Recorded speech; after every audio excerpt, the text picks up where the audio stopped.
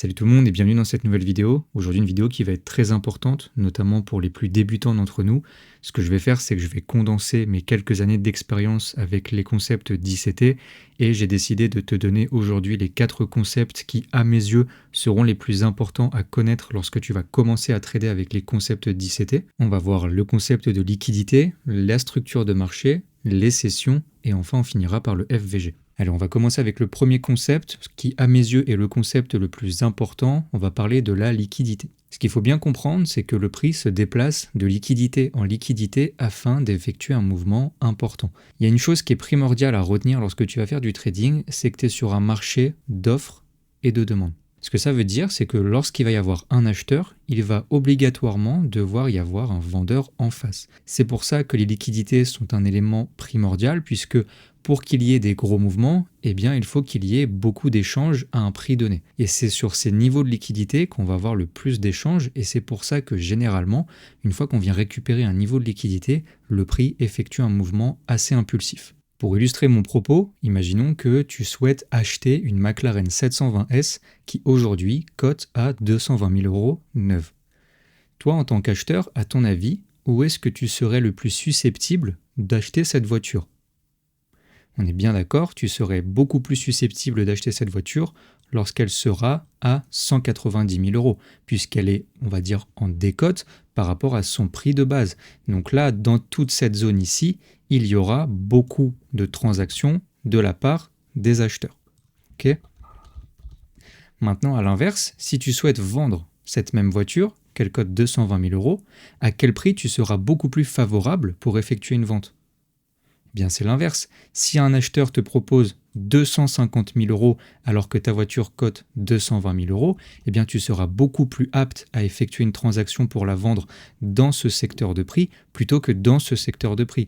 Donc là, à l'inverse, ici, c'est les vendeurs qui vont être beaucoup plus aptes à effectuer une transaction. Là où je veux en venir, et j'espère que j'y arrive du mieux que je peux, c'est que, je te le rappelle, le trading, ça reste un marché qui est encore une fois basé sur l'offre et la demande. Ce que ça veut dire, c'est qu'à un niveau du prix, il va y avoir beaucoup de transactions du côté acheteur, et à l'inverse, à un certain niveau de prix, il y aura beaucoup de transactions du côté vendeur. Et ce qu'il faut bien comprendre lorsque tu vas trader la liquidité, c'est qu'il y aura des niveaux, des paliers, des plafonds sur lesquels, lorsqu'on va passer au-dessus, comme ici, eh bien là, tous les vendeurs vont vouloir rentrer en position pour vendre, ici dans cet exemple, leur McLaren, et à l'inverse, lorsque le prix reviendra chercher un niveau bas comme ici pour repartir à la hausse, eh bien dans ce niveau de prix, il y aura beaucoup plus d'acheteurs puisque le prix sera en dessous du marché, alors que les vendeurs, il sera au-dessus du marché. Si je regarde ce marché de manière vierge, je remarque tout de suite que par exemple, sur les plus hauts, on est venu franchir un nouveau palier. Ici, beaucoup de vendeurs sont intéressés, le prix chute, on vient chercher un autre niveau.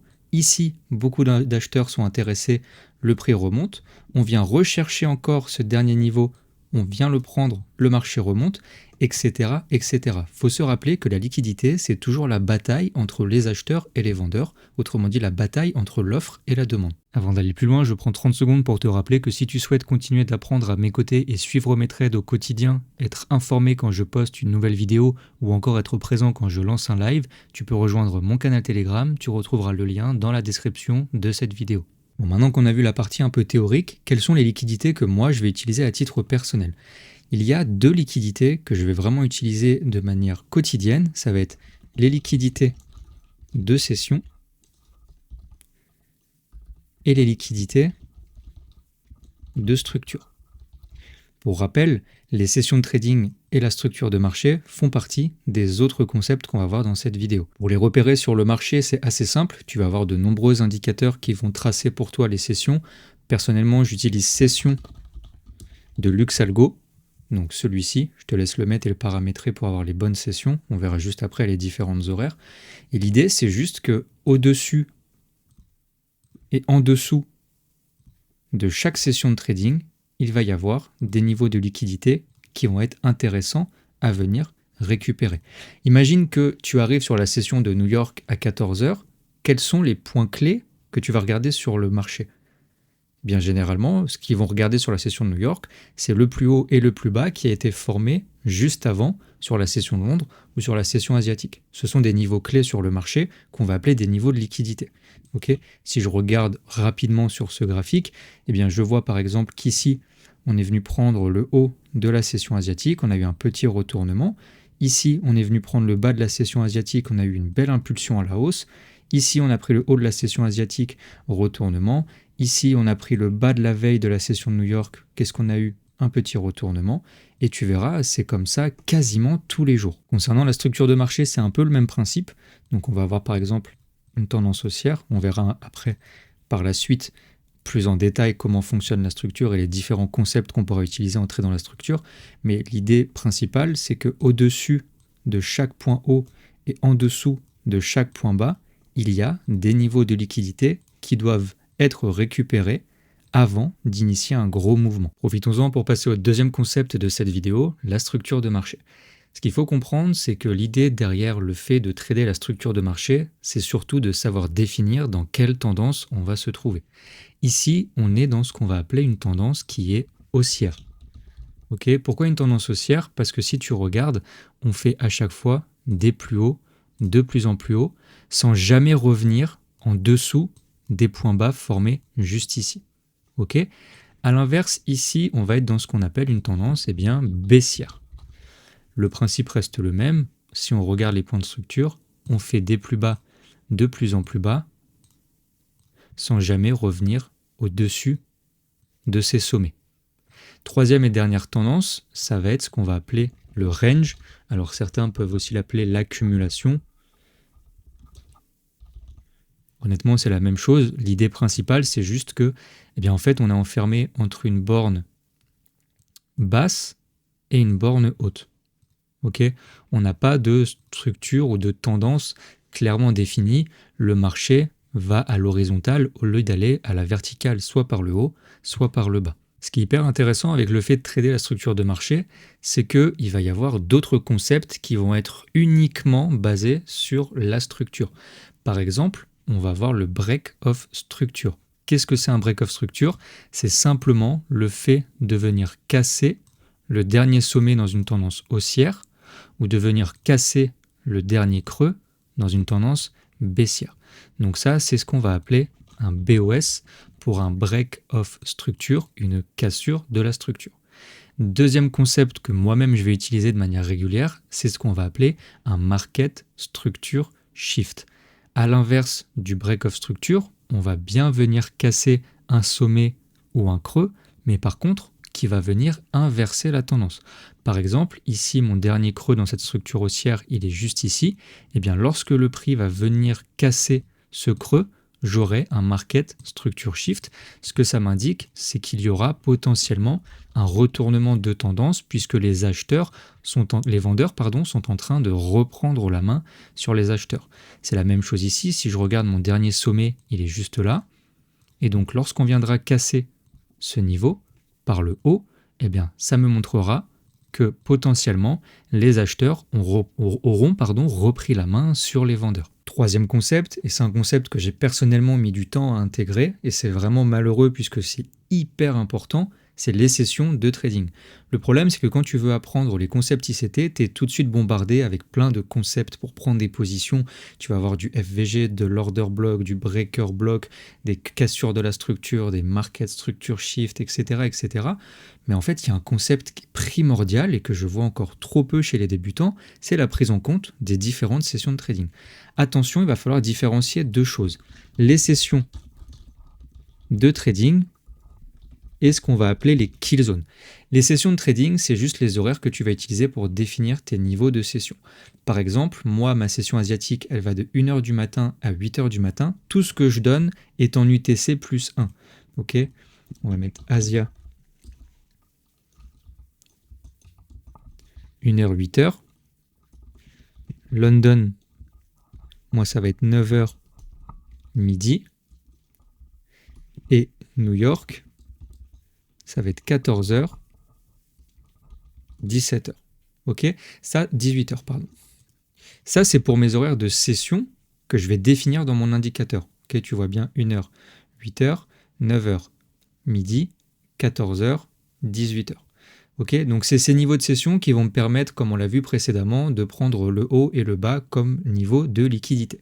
Maintenant, il y a autre chose qui est tout aussi important, c'est les kill zones. Les kill zones, c'est quoi? Ça va être les moments de la journée sur lesquels il va y avoir le max de volatilité. Ce qu'il faut bien comprendre, c'est que le marché, pour faire un gros mouvement, il a besoin de volatilité. Mais pour qu'il y ait de la volatilité, il faut qu'il y ait beaucoup d'acteurs sur le marché. Donc on va définir des kill zones qui représenteront les moments où il y a le plus d'acteurs sur le marché.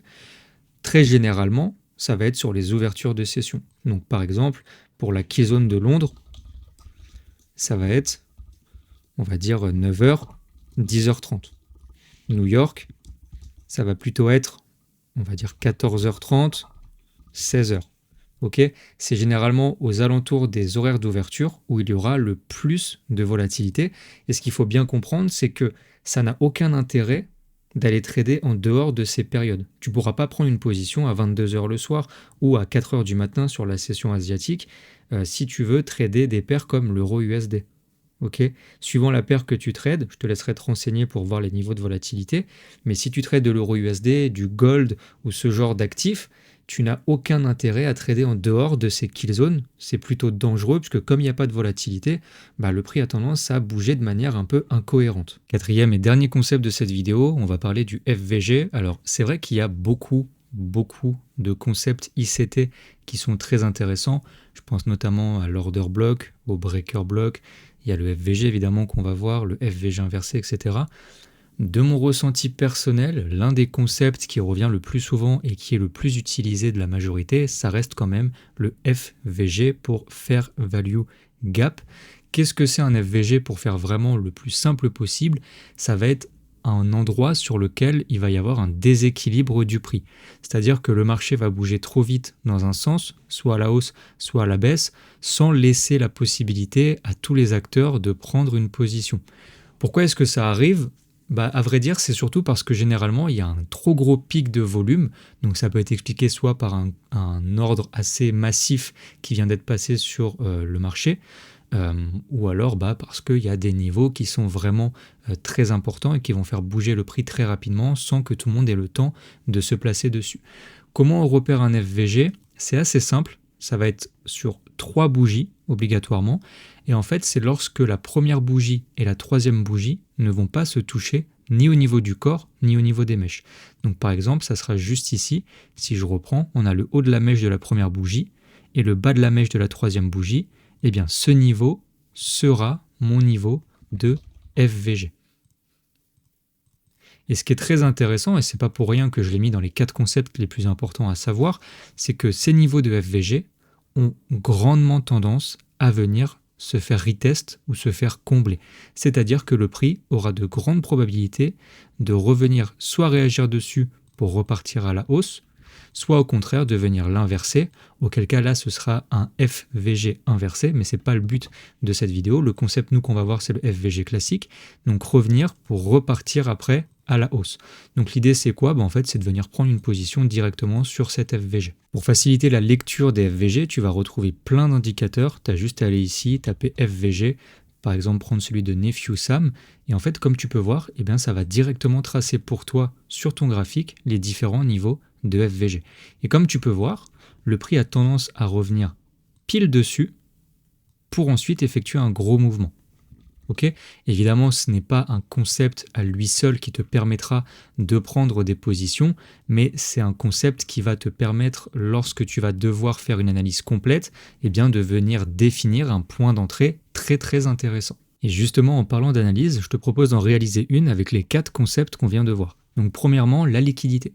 Ce que je remarque, c'est qu'on est venu chercher ici la liquidité de mon plus haut de New York de la journée précédente. À partir de là, je vais pouvoir passer dans une unité de temps inférieure, par exemple sur du 1 minute, et on va pouvoir attendre un signe de retournement, par exemple un changement dans la structure de marché. Où se trouve mon dernier point de structure? Selon moi, il se trouve juste ici. Donc si le prix repasse en dessous de ce niveau, qu'est-ce qu'on a? Un market structure shift. Je l'ai expliqué juste avant. Donc on va attendre. Ok, le prix est venu casser avec le corps de la bougie.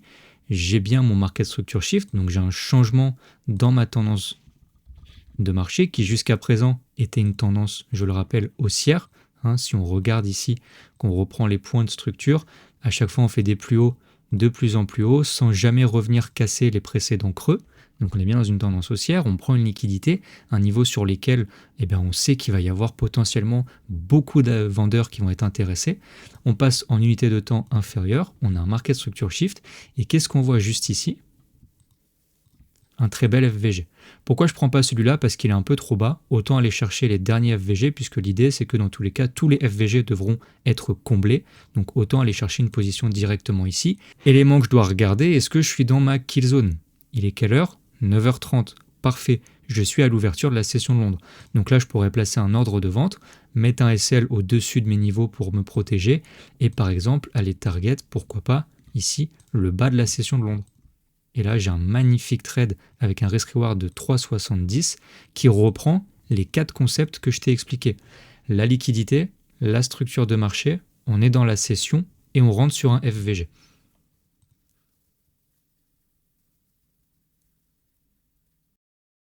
Merci d'avoir regardé cette vidéo jusqu'au bout. J'espère sincèrement qu'elle t'a permis d'en apprendre plus sur les 4 concepts clés selon moi lorsqu'on veut apprendre à trader ICT. Si c'est le cas, n'hésite pas à me laisser un like, un commentaire si jamais tu as la moindre question sur les différents concepts qu'on vient de voir, et n'hésite pas à t'abonner à ma chaîne YouTube pour ne pas manquer les prochaines vidéos.